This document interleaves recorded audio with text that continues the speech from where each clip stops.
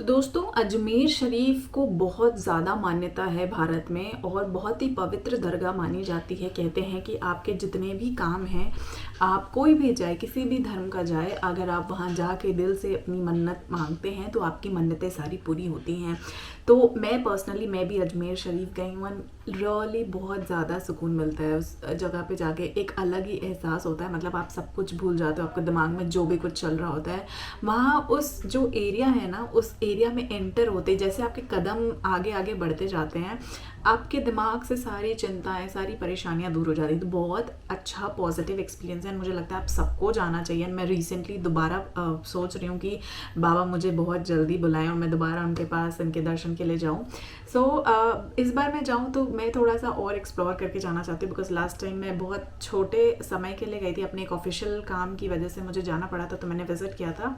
But इस बार मैं थोड़ा सा और वक्त के साथ जाके वहाँ पे वक्त गुजारना चाहूँगी। तो उससे पहले मुझे ये वीडियो दिखा जो अजमेर शरीफ दरगाह के कुछ रहस्यमय किस्से सुनाएगा। तो डेफिनेटली उन किस्सों को जान के मुझे वहाँ जाके उसके बारे में और पूछना है और जानकारी लेनी है। तो अगर आपने भी अजमेर शरीफ दरगाह नहीं घूमी और आप घूमने के लिए सोच रहे हैं, अगर आप घूम चुके हैं और आपको इन बातों का नहीं पता, तो आपको डेफिनेटली वीडियो देखनी चाहिए। तो आइए इस वीडियो को देखते हैं, उसके बाद इसके बारे में बात करेंगे। आपको दिखाने जा रहे हैं अजमेर शरीफ दरगाह का इतिहास। तो दोस्तों, अगर आप भी जानना चाहते हैं कि क्या है अजमेर शरीफ दरगाह का इतिहास, तो हमारे इस वीडियो को जरूर देखें। दोस्तों, भारत में ऐसे अनेक तीर्थ हैं जो सभी धर्मों के लिए आस्था का केंद्र है, और ऐसा ही एक तीर्थ है अजमेर शरीफ, जहां प्रसिद्ध सूफी संत ख्वाजा मोइनुद्दीन चिश्ती की दरगाह है। ऐसा कहा जाता है कि अजमेर शरीफ दरगाह से कोई भी आज तक खाली हाथ नहीं लौटा। यहाँ जो भी मन्नत मांगने जाता है उसकी मन्नत जरूर पूरी होती है। ये दरगाह भारत के राजस्थान राज्य के अजमेर नगर में स्थित है। अरावली की पहाड़ियों से घिरा अजमेर बहुत ही खूबसूरत जगह है। लोग यहाँ अत्यंत श्रद्धा के साथ मन्नत मांगने आते हैं और मुराद पूरी होने पर ख्वाजा साहिब का शुक्राना अदा करने भी वापस आते हैं। ख्वाजा मोइनुद्दीन चिश्ती एक सूफी संत और इस्लामिक विद्वान थे, जिन्होंने भारतीय उपमहाद्वीप में सूफियों को चिश्ती आदेश के परिचय व स्थापना में अपना जीवन व्यतीत किया। ख्वाजा साहब ने अपना पूरा जीवन गरीबों और दलितों की सेवा में समर्पित कर दिया। वे हमेशा ईश्वर से यही दुआ किया करते थे कि वो सभी भक्तों का दुख दर्द उन्हें दे दें तथा उनके जीवन को खुशियों से भर दें। ये स्थान सभी धर्मों के लोगों के लिए पूजनीय है और प्रतिवर्ष यहाँ लाखों तीर्थयात्री आते हैं। चांदी के दरवाजे वाली इस दरगाह का निर्माण कई चरणों में हुआ। जहां संत की मूल कब्र है वो संगमरमर की बनी है और इसके चारों ओर की रेलिंग चांदी की है। ख्वाजा मोइनुद्दीन चिश्ती 536 हिजरी में खुरासान प्रांत के संजर नामक गांव में पैदा हुए थे। संजर कंधार से उत्तर की तरफ स्थित है। आज भी वो गांव मौजूद है। कई लोग इसको सजिस्तान भी कहते हैं। दोस्तों, ख्वाजा मोइनुद्दीन चिश्ती ने ही भारत में चिश्ती संप्रदाय का प्रचार प्रसार अपने सदगुरु ख्वाजा उस्मान हारूनी के दिशा निर्देशों पर किया था। इनकी प्रारंभिक शिक्षा दीक्षा अपने पिता के संरक्षण में हुई। जिस समय ख्वाजा मोइनुद्दीन मात्र 15 वर्ष के थे, तभी इनके पिता का देहांत हो गया और उत्तराधिकार में इन्हें मात्र एक बाग मिला। इसी की आय से ये जीवन का निर्वाह करते थे। कहा जाता है बचपन में चिश्ती अन्य बच्चों से अलग थे। वे फकीरों की संगत, प्रार्थना और ध्यान में अपने समय को व्यतीत करते थे। संयोग या देव योग से इनके बगीचे में एक बार हजरत इब्राहिम कंदोजी का आगमन हुआ। इनकी आव भगत से वो अत्यंत प्रभावित हुए। हजरत इब्राहिम कंदोजी ने इनके सिर पर अपना पवित्र हाथ फेरा और शुभाशीष दी। इसके बाद इनके हृदय में नव चेतना का संचार हुआ। उन्होंने अपनी निजी संपत्ति बेच दी और उससे प्राप्त धन गरीबों में बांट दिया। सब कुछ त्याग कर वो ज्ञान की प्राप्ति में निकल पड़े। सबसे पहले एक वृक्ष के नीचे समाधिस्थ हुए, परंतु राज कर्मचारियों द्वारा ये कहने पर कि यहाँ तो राजा की ऊँटनियां बैठती हैं, वे विनम्रता पूर्वक वहाँ से उठ गए।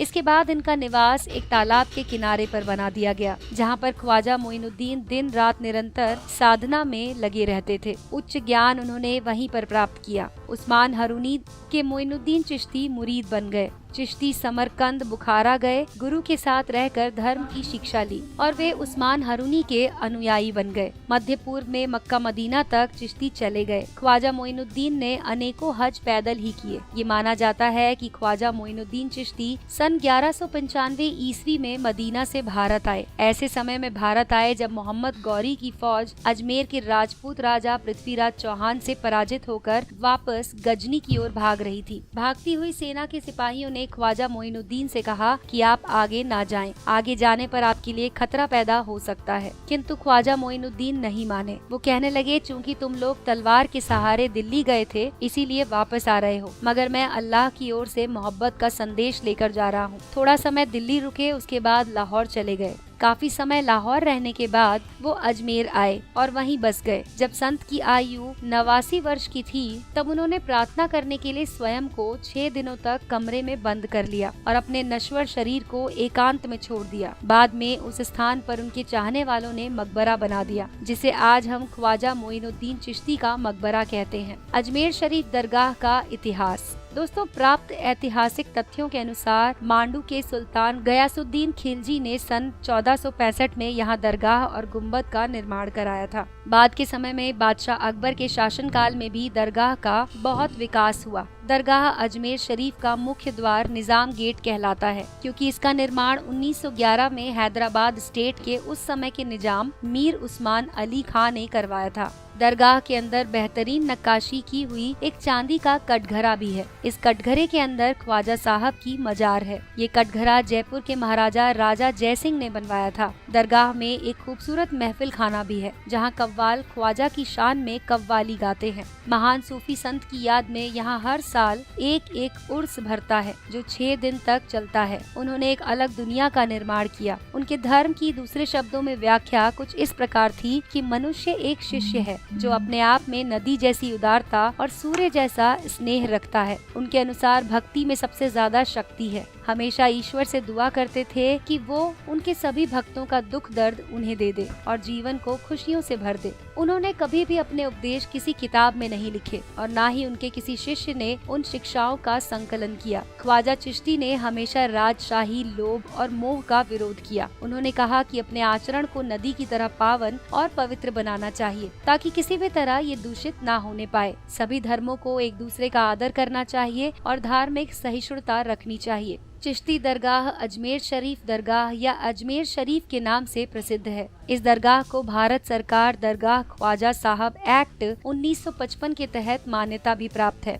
भारत सरकार ने दरगाह के लिए समिति बनाई है, जो कि दरगाह में आने वाले चढ़ावे का हिसाब रखती है। दरगाह अजमेर शरीफ का एक ऐसा पाक साफ नाम है जिसे सुनने मात्र से ही रूहानी सुकून मिलता है। अजमेर शरीफ में हजरत ख्वाजा मोइनुद्दीन चिश्ती रहमतुल्लाह अलैह की मजार की जियारत कर दरूरो फतेहा पढ़ने की चाहत हर ख्वाजा के चाहने वाले की होती है। दरगाह अजमेर शरीफ का भारत में बड़ा ही महत्व है। खास बात यह है दोस्तों कि ख्वाजा पर हर धर्म के लोगों का विश्वास है। यहाँ आने वाले जायरीन चाहे वे किसी भी मजहब के क्यों ना हो, ख्वाजा के दर पर दस्तक देने के बाद उनके जहन में सिर्फ अकीदा ही बाकी रहता है।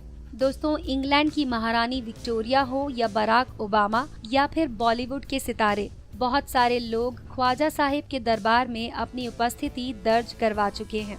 दोस्तों, ये था अजमेर शरीफ का इतिहास। वाओ। क्योंकि मैंने ये जगह देखी हुई है, सो आई रियली नो कि दिस इज़ अमेजिंग प्लेस। जाना चाहिए। मैं बहुत जल्द अपनी फैमिली के साथ दोबारा विजिट करने का यहाँ पे सोच रही हूँ, बट मुझे इतनी इन्फॉर्मेशन नहीं पता थी। रियली बहुत इन्फॉर्मेटिव वीडियो है। एंड यहाँ पे दुनिया की सबसे बड़ी कढ़ाई भी है जिसमें प्रसाद बना के वो डिस्ट्रीब्यूट करते हैं। तो जिन लोगों ने नहीं देखा है वो ज़रूर अजमेर शरीफ की दरगाह जाएं और वहाँ पे जाने के बाद स्टेशन से बहुत डिस्टेंस पे नहीं पड़ता है। एंड वहाँ जाने के बाद यहाँ पे चौपाटी भी है, आसपास पुष्कर भी है जहाँ पे आप जाके घूम सकते हैं, सैर सपाटा कर सकते हैं। ओवरऑल अजमेर बहुत अच्छी जगह है। यहाँ पे आपको राजस्थान का rich culture, rich diversity, rich foods मिलते हैं। So yes, I mean Ajmer Sharif दरगाह की तो बात ही कुछ और है। प्लस अपार्ट फ्रॉम दैट इसके साथ आप पूरा अजमेर शहर भी बहुत ही खूबसूरत है जो जाके आप विज़िट कर सकते हैं। तो ये था आज की इस वीडियो का दी एंड। मुझे उम्मीद है आपको ये वीडियो पसंद आएगी। मैं मिलती हूँ आपसे अगले वीडियो में। तब तक के लिए जय हिंद, नमस्ते, सत श्री अकाल।